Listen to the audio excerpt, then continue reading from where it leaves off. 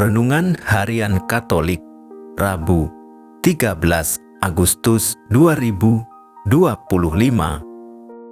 Menegur dengan hati. Apabila saudaramu berbuat dosa, tegurlah dia di bawah 4 mata. Jika ia mendengarkan nasihatmu, engkau telah mendapatnya kembali. Matius bab 18 ayat 15. Saudara-saudara, tidak dapat disangkal bahwa hal menegur sesama adalah pekerjaan yang sulit. Ada banyak orang yang tidak mau menerima teguran. Ada banyak orang pula yang tidak mau memberikan teguran. Ada banyak teguran diberikan dengan cara yang tidak bijaksana, misalnya langsung di muka umum atau dalam kepanasan hati dan dengan kata-kata yang terlalu keras. Teguran harus dimulai di bawah 4 mata, supaya jangan teguran itu terlalu mempermalukan. Apabila kita menegur seorang, janganlah niat kita untuk memukul saja. Niat yang wajar ialah mendapatkan kembali saudara kita laksana seekor domba yang sesat. Matius bab 18 ayat 12. Injil hari ini memberi penegasan bahwa pembicaraan dari hati ke hati dalam semangat persaudaraan sejati dan kasih untuk mencari solusi demi kebaikan bersama adalah cara bertindak Kristiani. Supaya kiranya teguran yang kita ucapkan kepada saudara kita yang berbuat salah dapat menjadi pertolongan baginya. Di tengah maraknya konflik di mana-mana, setiap murid Yesus diajak untuk memberikan kesaksian mengelola konflik dengan dewasa dalam semangat Kristiani.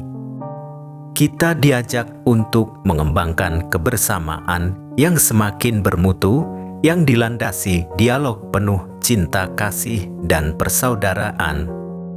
Dalam proses dialog bersama yang sungguh, disitulah Tuhan hadir dan kehendak-Nya ditemukan. Di sekitar kita selalu saja ada orang yang bersalah.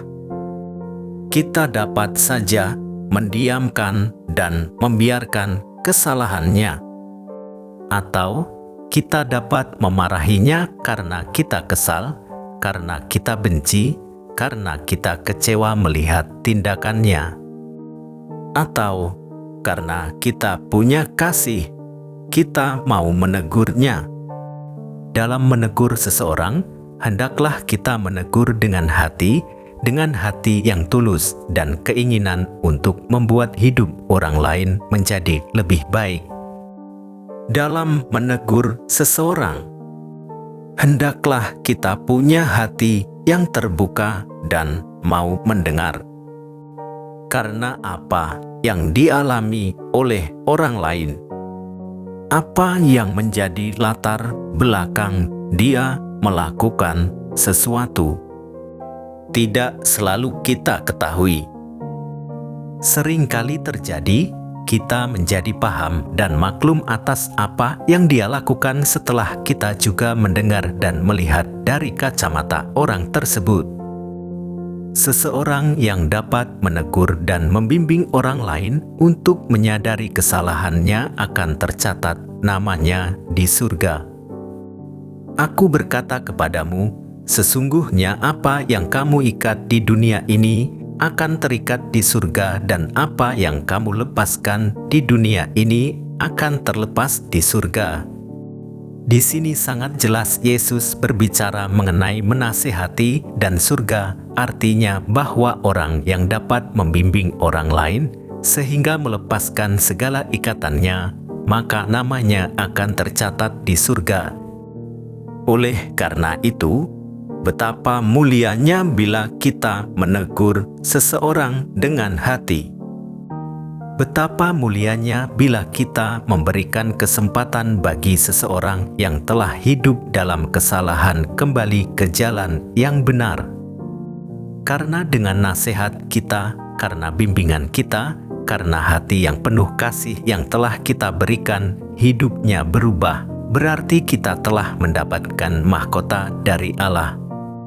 Tuhan, bimbinglah kami dengan terang Roh Kudus agar kami dengan hati terbuka dan penuh kasih menolong sesama yang jatuh dalam dosa. Demikian renungan hari ini. Selamat beraktivitas. Semoga semuanya lancar, sukses, serta selamat. Tuhan memberkati.